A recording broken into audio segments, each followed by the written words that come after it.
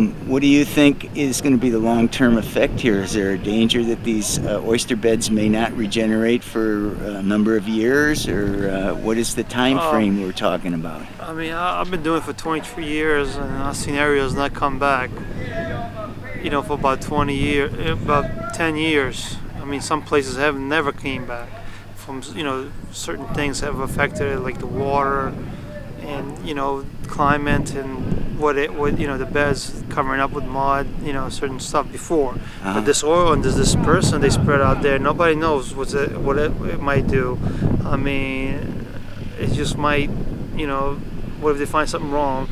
Let's say we settle our claims or whatever, and then they find something wrong. I mean, you know, they don't know. I mean, this time frame they're giving us is their time frame. What about our time frame? Nobody has done a study on real fishermen, and you know, they took a guy from Texas. I think a professor did a study on us. I mean, they never did a study on the impact of this area. I mean, you can. They do their studies to protect themselves. It's obvious, but they should do independent, you know, people to hire and see what really happens. I've heard from several deckhands and so forth that they're only being offered a final settlement of $5,000. Mm-hmm. How does this $5,000 stack up to what they can make when they can actually work when the season is in full bloom? Well, they claim it's going to be VP's estimates is going to take us 4 years for us oyster fishermen to come back. We were at the highest level. The rest of them are 2 years. So a deckhand averages anywhere, you know, during the September months. You know, he might make in a month and a half $5,000. Well, you know, it's a month and a half. Those figures, you know, it's you know, 4 years. All they're really paying is a month and a half. Some are taking it. Some, you know, are waiting for their final, so they're gonna get, and some, you know, they're really, you know, looking for lawyers. They don't know what's gonna happen after that 1 year thing. I mean, they don't know if it's gonna. What rights are they giving up after the deadline? You know, it's very interesting right now. It's coming, you know, to a stage.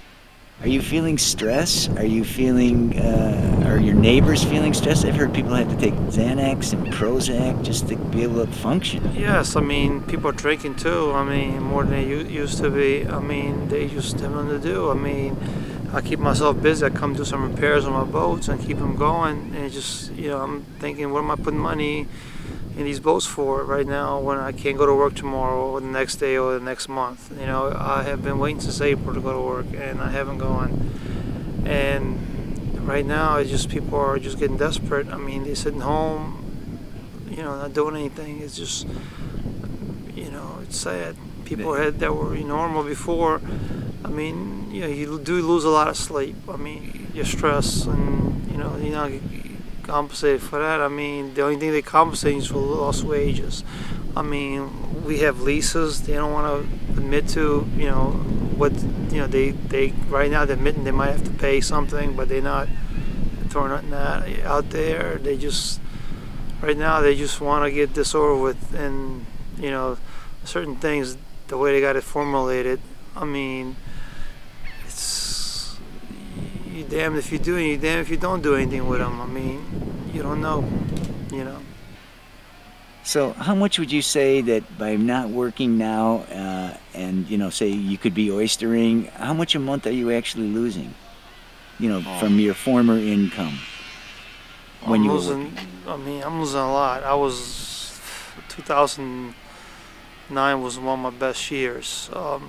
3 boats operating. I mean, I was bringing in a lot of money. I mean, a couple of thousands of dollars a month I was making, you know, and I had 9 people working for me. They're gone.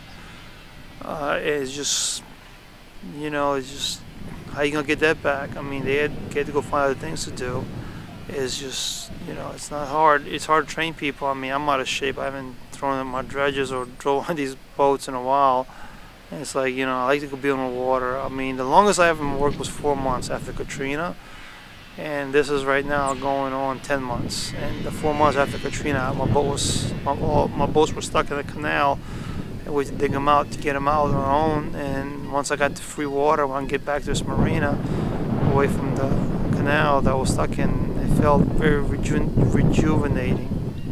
It felt like I was born again to drive, you know, these boats. I was doing ever since I was 10 years old. I used to go there with my dad, and I used to be, when he would take me and take my older brother, leave me at home, I was very sad and upset. And I liked to be on the water. I was born 200 feet from the Adriatic Sea, and it was always in my blood. My grandfather was a fisherman over there. My great-grandfather came here, fished oysters, and my dad did it. It's just something, you're around people and you learn fast and interesting. And when you're doing it, what you love doing, you love life. When you're prevented from it, how do you feel? I mean, you feel kind of upset. You feel, distressed. You feel like you have nothing you can do. You feel useless. It's not very, it's like failing, and it's not something I did. It's something that was done upon me. And it's just, how can they are they going to get away with it? I mean, they're still working. BP's still producing money, working. They got oil they're drilling for. They just, I don't know. It's just, after a year, it's getting to a point where I think they're going to try to get away from this, just like the cleanup. I mean, in the beginning, they had 1,500 boats signed up for the first 3 months. The next couple of months, they had over 3,000 vessels of opportunity. It was called a program, working for them. And then, all of a sudden, they got rid of the boats. They walked away. The pay was good. They started cutting boats for no reason. They wouldn't tell you why. Just, go to deckhand, clean your boat up, and go back to your home port. Stay there until we call you again. It's not fair. So, people told me that related businesses, like people that sell fishing tackle and outboard motors and other marine gear that you fishermen buy, a lot of these people have told me that they were denied claims because they weren't directly in the fishing industry per se, actually fishing or crabbing or whatnot. Well, they filed, a lot of them did get money in related industries, and I mean, people that sell detergents, cleaners, chemicals to clean these boats filed claims in the beginning, but then they got denied. Somebody was, later on, they didn't want to do nothing, and he had a lot of sales lost. I mean, and anything, we buy burlap sacks from the coffee companies. There's a guy that buys that and brings it to us. We use those. I mean, it's affected the oyster tags. We use tags on our oysters. It's got to be dated every month and written on them, and we get that from the wildlife. And the months we haven't worked, the Department of Wildlife Fisheries got a check from BP. They filed the claim. I mean, it's just, the states are going at it too, trying to get BP to make them, they should put them on commercials. How do you personally feel when you see these BP commercial? How do you personally feel when you see, one of your fellow fishermen going up there and telling all of America that, BP has done the right thing, they did what Tony Hayward said, they would clean up everything? Well, you got 1 or 2 or 3 fishermen, maybe their case was settled, they like what they got, maybe, they are happy and they might have got paid from BP to do that commercial, but I don't know, 4,000 other fishermen that, haven't gotten whole like they were promised, and they are not going on TV and doing a commercial. I mean, I wouldn't, when CNN was down here, Anderson Cooper did the show, he invited BP spokesmen or executives or people from BP to come on the show. They refused. They didn't want to go on that show because it was negative publicity. The media in the beginning did help us. They did bring this to attention. It was amazing. I mean, I had people from France were down interviewing people. It was just incredible, and did get there. That's why BP had to put up their own commercials to fight the real media that was out there, looking at the real story that was getting banned from going to look at birds that were oiled, and BP was stopping them from going, I think it was 60 or 180 feet, I'm not sure. You couldn't go to a bird because it was in stress, and if they see the camera, they might die. Not because of the oils on them and the chemicals and the crap that's on them. They're not going to die from that. But the camera might scare them, and they had the government and the Coast Guard saying, hey, we're going to enforce the law, keeping you all away. it seemed like they all wanted to talk about the oil birds. How do the actual people here that are struggling financially and economically feel about that focus that both BP and the media placed on the oily birds and not on the oiled families? Well, they should have did more to show the families how they were around here. I mean, you have some people around here that, you know, this area, it's a piece of land out here that's to the elements. You're exposed to the elements. Water can come up around here. I mean, you got to run. You know, hurricane comes, you got to run, you got to get out. People went to Texas, lived out of state, lived in Florida. They still came back to this little communities, these coastal communities.